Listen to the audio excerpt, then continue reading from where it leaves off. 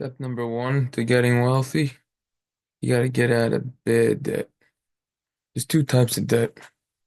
There's good debt, there's bad debt. Bad debt is person has a lot of credit card debt. That's not good. He owes a lot of money. Very bad. Good type of debt. Person has a house, bought it, he's got a mortgage, 30 years.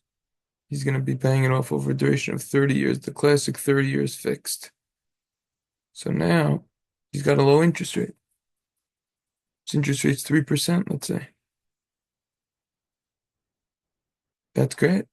That's great debt. It's free money because there are high interest yielding savings account, which we're going to discuss, that you get over 4% a year. No risk. It's good debt. It's free money, essentially. Person wants to buy a car. Let's say it's a $40,000 Model 3. Making up a number. I don't even know exactly how much it costs. $40,000 Tesla, let's say.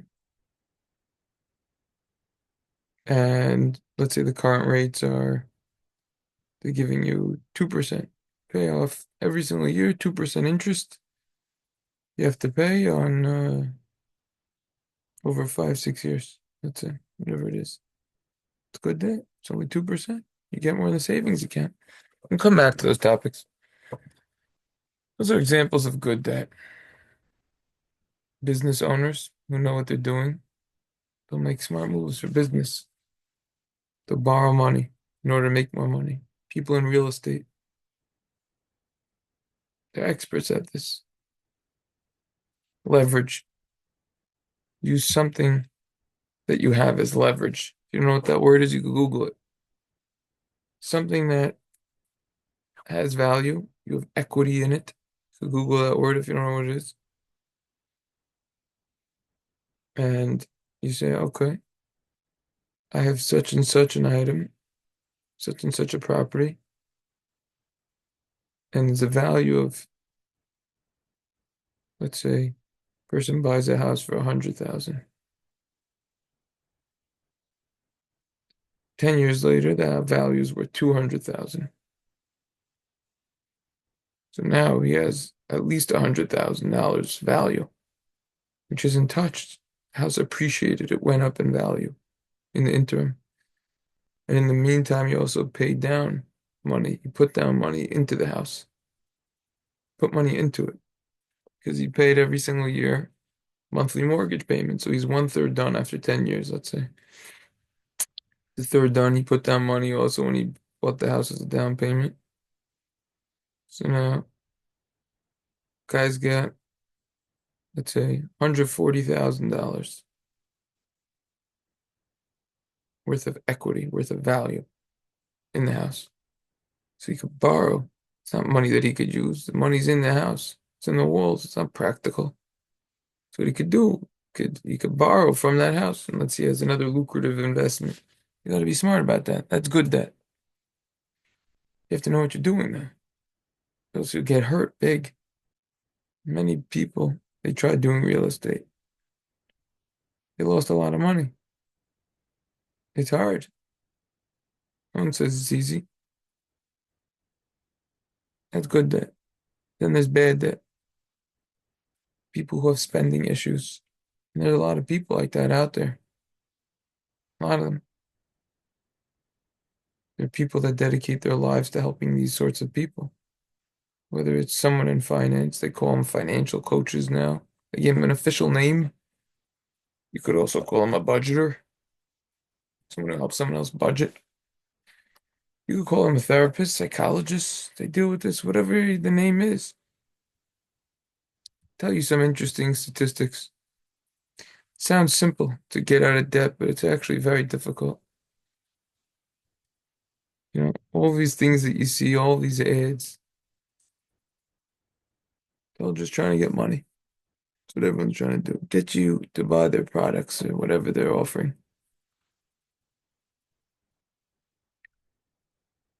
I was shocked when I read this the first time. Almost 5 out of every 10 workers making over $100,000 or more a year, around $100,000, are living paycheck to paycheck. Is that wild? That's a fact. 1 out of every 2 workers making 100,000 is waiting for their next check to pay their bills. That's irresponsible.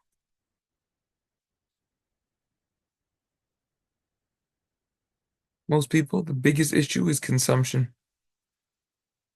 There's going to be another section, production versus consumption. Consumption means buying more stuff, unnecessary stuff. Clothing, food. What's a person's food bill like? What's a person's clothing bill like? All of this stuff. Crazy, fancy vehicles. I have to make a new section just on the vehicles. Leases, luxury vehicles, vacations. Who else? Who knows what people waste their money on? Entertainments of sorts, assuming it's permissible. All these extra things, stuff. 60% or 6 out of every 10 workers in the US live paycheck to paycheck.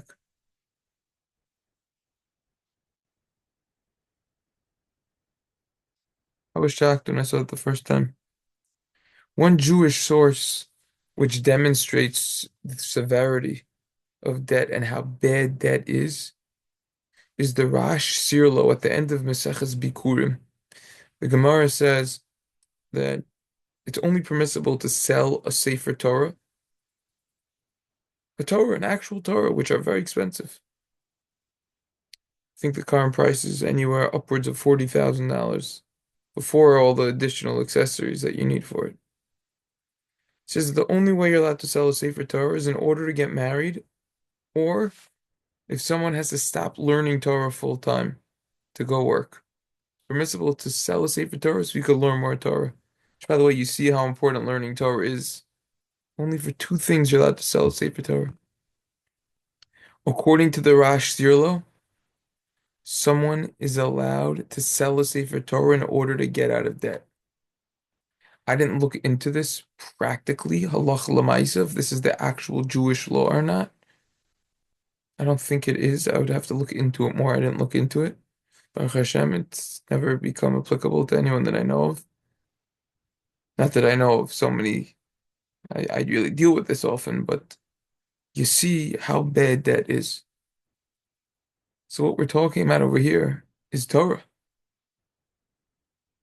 Because I'm spending my time right now. I could be learning from any of these many svarim that I have over here. I'm spending my time doing this because hopefully someone will watch this and listen that maybe had this issue and then maybe it will help them. And that's considered a chesed that I'm doing. That's considered an extension of Torah. That's what I think. So when we're talking about debt, it sounds mundane. Talk about money. It sounds not Torah relevant. This is Torah. I just brought you a proof how bad it is. Trying to help.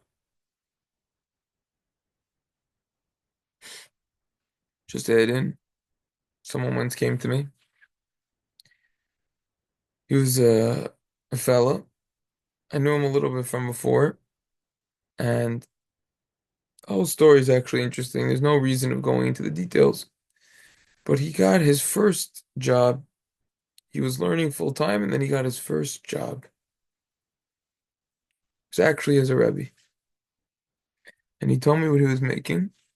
Pretty decent, around 60 a year, whatever. And his wife was working okay. And he said, "We're making more money now, and we have less money than we used to have, and we're eating into savings. What's going on?" He said, "Let's go through your spending. You think just because you make more, you could spend more. That's where all the problems start, and then they spiral out of control. If millions of dollars made people rich, why are 60% of former NBA players broke within 5 years of retirement? Could you imagine? Statistics show approximately 60 to 65% of all NBA players grow broke within the first 5 years of retirement. Is that insanity? 6 out of every 10 players?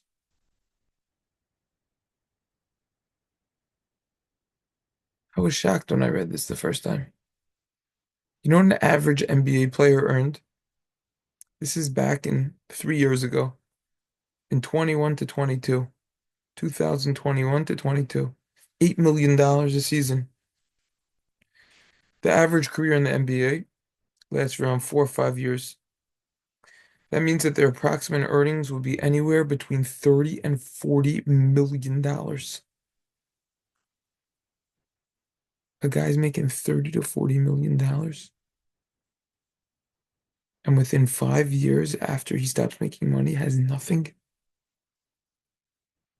If that doesn't shake you up, then I don't know what does. Maybe this will actually. You know what Sports Illustrated recently estimated? That 80% of retired NFL players are broke in their first 3 years out of the league. Could you imagine? By the way, in the description, I'm going to show you all of the sources where I'm getting this from. That,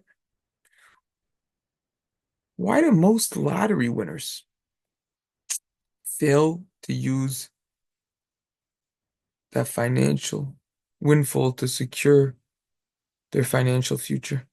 We've all heard the story. Lottery winners, they could have been set for life, but in the end, they're broke.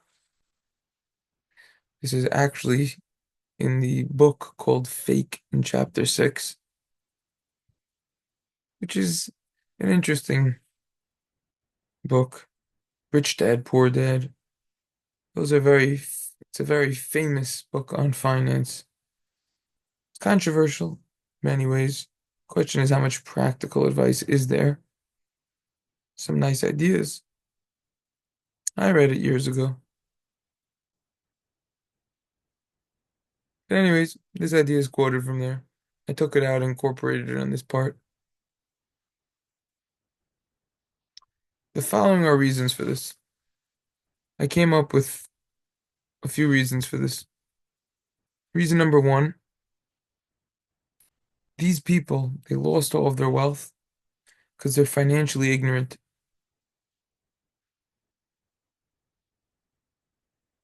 This is on one of the websites that I saw.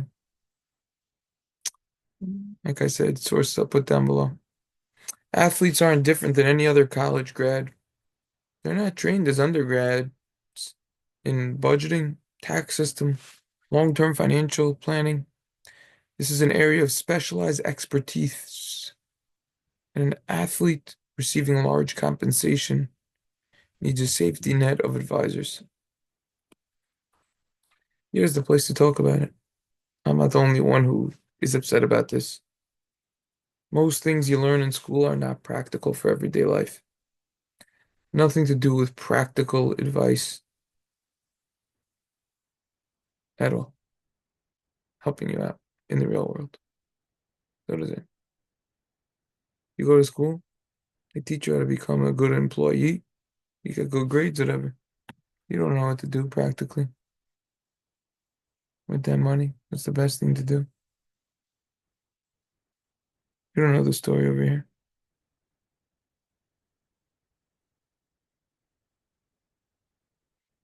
You don't know at all. They don't know at all. They don't know what's going on. That's reason one. Being financially ignorant. You got to get educated. Just because you make a lot of money doesn't mean you know what to do with a lot of money. I have a chavrusa. He's gonna go unnamed. Actually different in the study partner, Chavrusa, I mentioned the first time, he makes a lot of money. This Chavrusa that he has. That doesn't mean he knows what to do with it. I helped him out. I told him this is what you should be doing with it.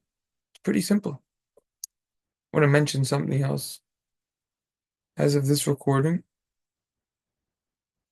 the stock market is down in 2 days, almost 10% in 2 days. That's very high for the stock market. It was down 6% this past Friday, and it was down around 3% the day before. Past 5 days is down around 8%. Okay, it's because of the tariffs. President Trump is doing whatever. Let me tell you, I'm not afraid about it. Doesn't bother me. Don't lose a second of sleep over it. We'll discuss that later on. Just wanted to bring that up as a tangent over here. That's reason one, financially ignorant. They don't understand how money works. Reason number two, some athletes feel obligated to provide financial support to family, extended family, and friends. And they're sharing their abundance with a large number of others as well. In other words, they have a lot of money, so they think, no, it's going to keep coming in.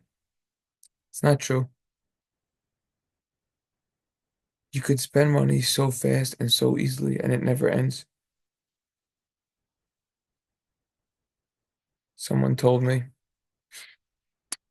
he was brokering a large residential real estate deal for someone, I forgot the exact numbers. I think he said his budget, he was a CEO, his budget, this is like his ninth house, is anywhere from, I think it was 30 to $45 million for the house, for this ninth house that he was looking at. We're talking about these NBA players, $30 million. It could go fast. Just buy a big house, it's gone. Remember, once you have that house, you have taxes forever.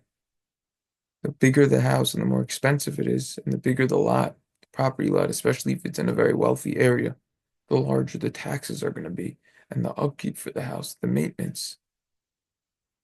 But it never ends there. It doesn't end there. You could buy private jet, and they come all different sizes and shapes. Yachts also. You could buy in the hundreds of millions. It's very easy to spend money. It's very easy to waste money.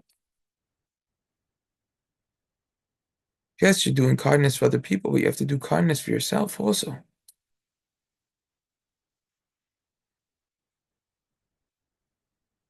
Reason number three, this is perhaps the number one challenge, divorce.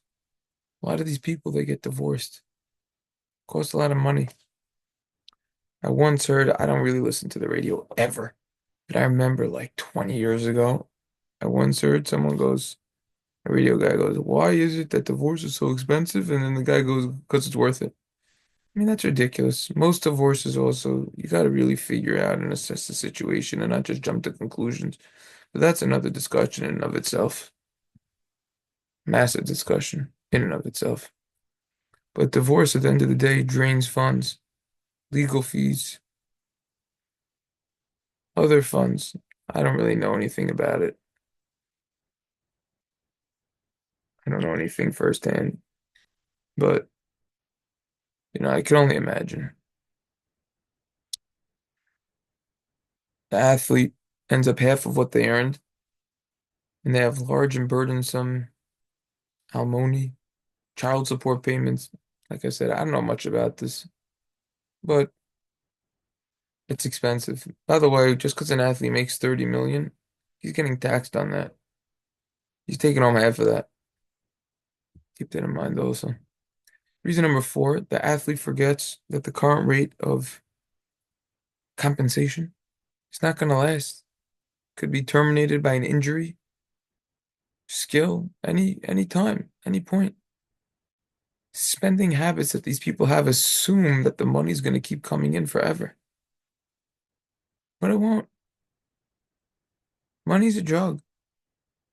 And without financial education, people become addicted to money. And they think that the money makes them happy, will solve their problems and heals their pain. Today, billions are addicted to, quote, the quick fix or the temporary high of money. Problem is that these so-called highs, they become lows. The addict is going to go back to work to feed the addiction. Remember, addicts do anything to feed their addiction. You should read up on Rabbi Dr. Avram Tversky's work. This idea is from Fake Chapter 8. Mr. Nathan Sachs writes, he was, I don't know if he still is, the vice president of Mercantile Safe Deposit and Trust Company.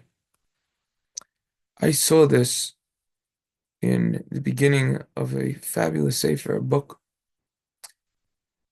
in the letter of recommendation to this book called The Meister Plan. We're going to quote from this again. Not now. We're not going to talk about what the agenda is, but we'll quote from it. He writes that we shouldn't underrate the importance of budgeting. The surprise bestseller of the year, The Millionaire Next Door, which we're going to talk about at length as well, and its controversies, supports Dr. Meister, or Rabbi Meister's discussion of frugal living and the importance of living with less than one's income.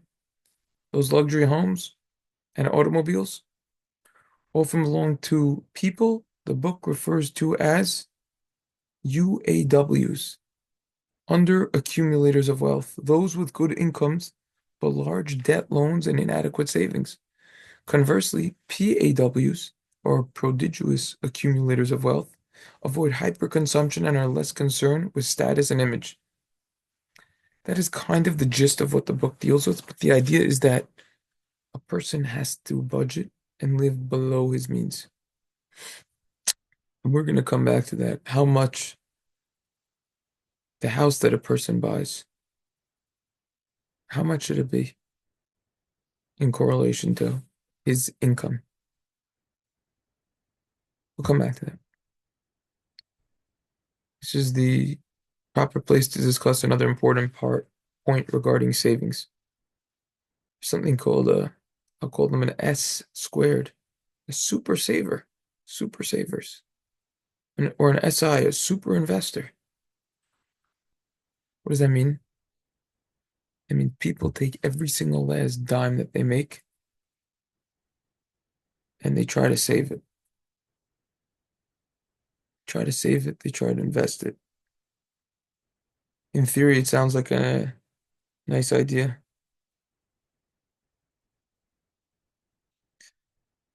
But you got to think twice before you do that. There's this movement out there called the FIRE movement.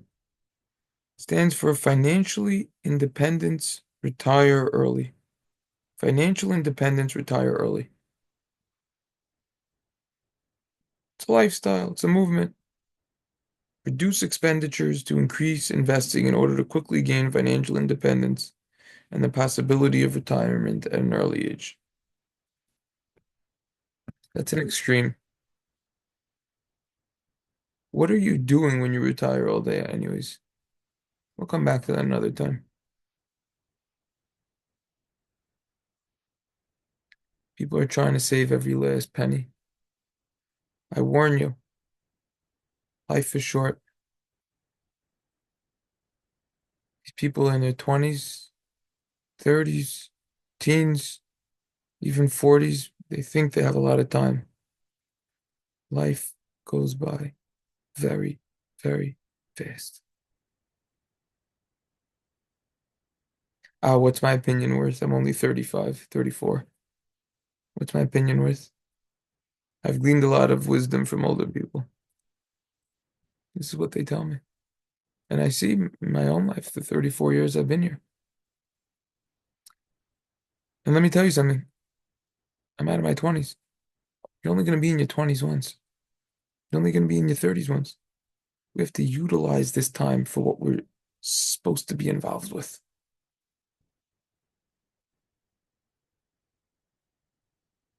If we just save all of our money now and we don't enjoy it in the present, we're going to be very upset and even regretful when we're older.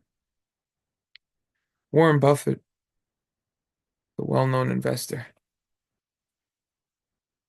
very special person in many ways. He is a living example of this. He was in the same house. Guys, was over $100 billion. He's living in a house less than 2 million.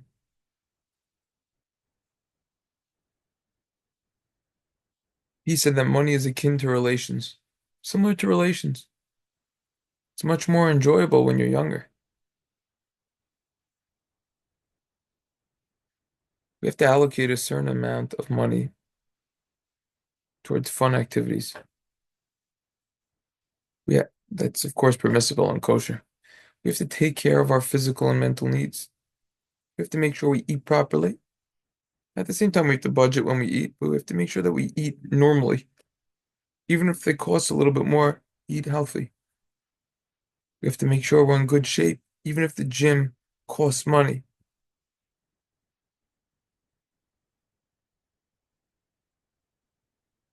Just want to say a funny point. You know, where we live, for the average Orthodox Jew in New York, it's pretty rare, but you do see it a little bit, for him to mow his own lawn. You know what I find funny?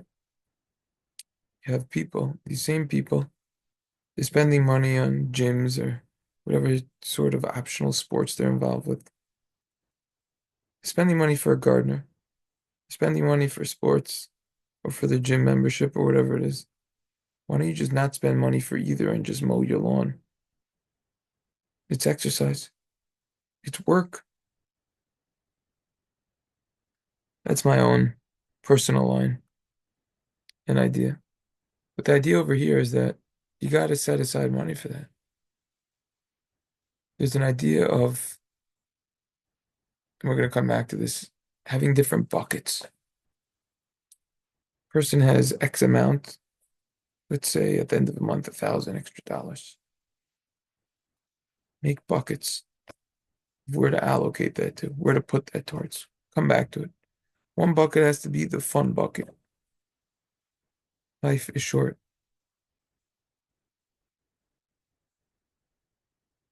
Allocate a percentage towards the fun bucket. We'll come back to this point. Plan with this one idea. The Rambam, in the beginning of hilchos dayos, he says that there's some ways that a person, there's a few ways you shouldn't be in the middle. You should go extreme. In usual, it's good when it comes to a person's characteristics. They should be in the middle. But one of them, you have to go the extreme. You want to be extremely humble. Don't just be humble. Be very, very humble. Like Moshe, he was very humble. Doesn't say he was humble. He says anamod. That's why it says in the Mishnah Pirkei Avos, Ma'od Ma'od Havi Shval Ruach. Be very, very humble. And then the Rambam continues how bad haughtiness is. Then he says, V'chein kas, when it comes to anger. Midah Yad Ma'od. It's a very bad characteristic. And a person should therefore distance himself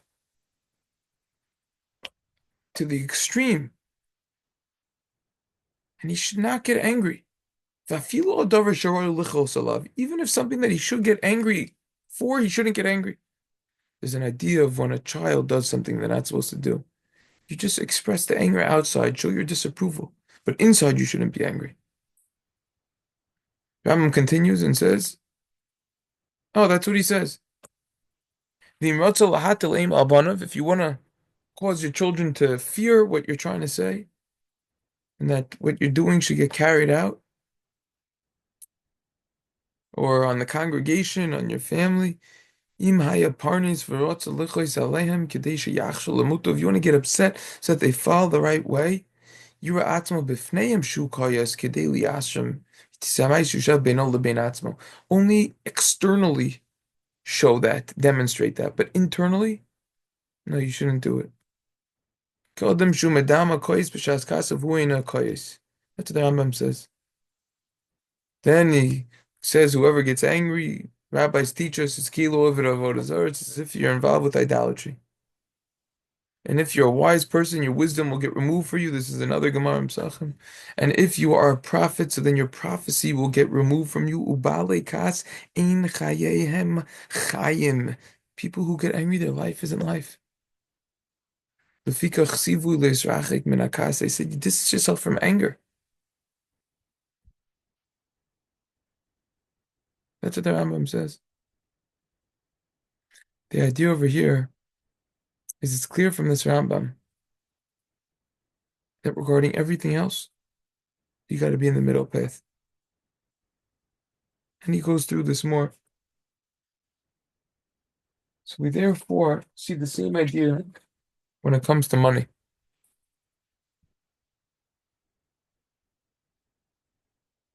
It's in Perek Beis Oz Gimel in the Rambam.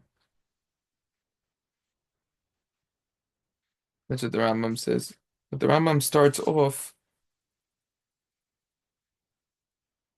by saying you, in general, don't want to be extreme. Only for those two, you want to be an extreme. But for everything else, you don't. And you don't want to be cheap, and you don't want to spend too much either. That's the idea over here.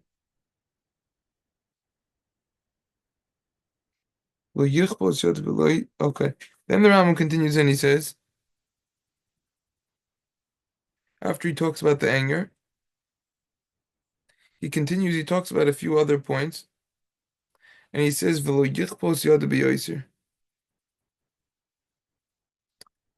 be too cheap. Don't scatter your money. Don't waste too much money. Don't spend too much. You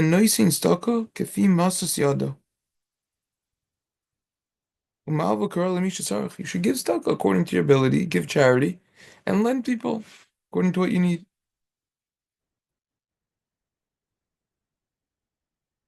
So we see from over here a vital and a crucial point from the Rambam. You can't spend too much, but you also can't be too cheap.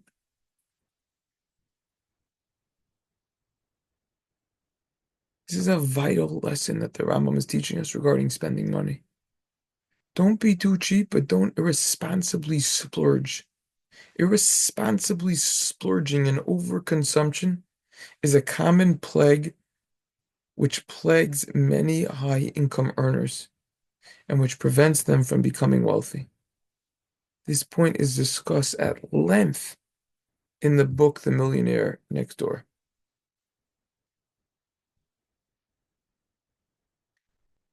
That is what I have to say about debt. Be careful and be responsible. See you in the next one.